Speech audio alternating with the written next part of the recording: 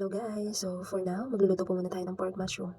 So ayan, papainit na po tayo ng mantika. At syempre, prituhin muna natin ngayon yung karne para mas masarap yung pork mushroom natin. So ayan, isa-isahin po muna natin. At syempre, hinaan po muna natin yung ating apoy para mas maluto yung ating karne ng maayos. At syempre, para hindi rin siya matutong. Kasi pangit din siya kapag tutong po yung pagkakaluto po natin sa kanya. So dahil nag-grave yung ating kasama sa bahay, mga kasama sa bahay, ay napaluto nga ako ng pork mushroom. Syempre, ako din. Ayan, nagkikrave din talaga ako sa pork mushroom kaya talagang niluto ko na talaga siya. So ayan, lagay na nga po natin yung iba para mas mabilis na maluto. So ayan, kapag na golden brown na siya guys, so ahunin na po natin siya. Kasi pangit pa talaga kapag natutong na sobrang siya. So ayan, ahunin na po natin siya since golden brown na siya. So ayan. So ayan, since golden brown na siya, ahunin na po natin siya sa mantika. Isa-isa. At makapagsimula na tayo makapagluto. So ayan, unahin na po natin ngayon yung ilagay yung butter sa kawali. Ayan. At ilagay yung ating bawang. Ayan. At halo-haloin lang po natin yan. So next naman po guys, ilagay na natin yung ating sibuyas. Halo-haloin nga din po natin yan guys.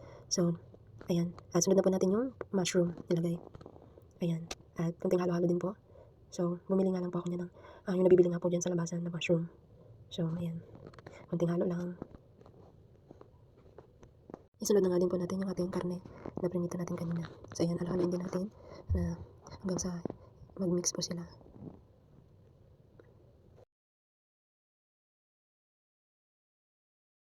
So, lagyan na nga din po natin guys ng half cup of water. Ayan, para magkaroon po tayo ng sabaw. So, yung ginamit ko lang po dyan is yung lata ng pinaglagyan ng mushroom. So, ayan, halo-haloin po natin ulit. So, ayan. So, ayan, nagkaroon po siya ng kahit konting sabaw. Yan nga, at least 5 to 10 minutes is mapakulaan muna natin siya guys. So, ayan.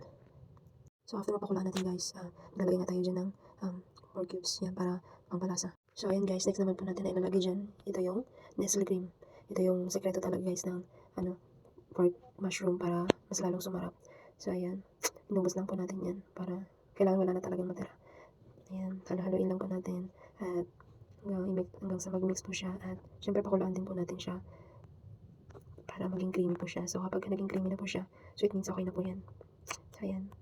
So, that's all for today guys. Thank you for watching. Love you!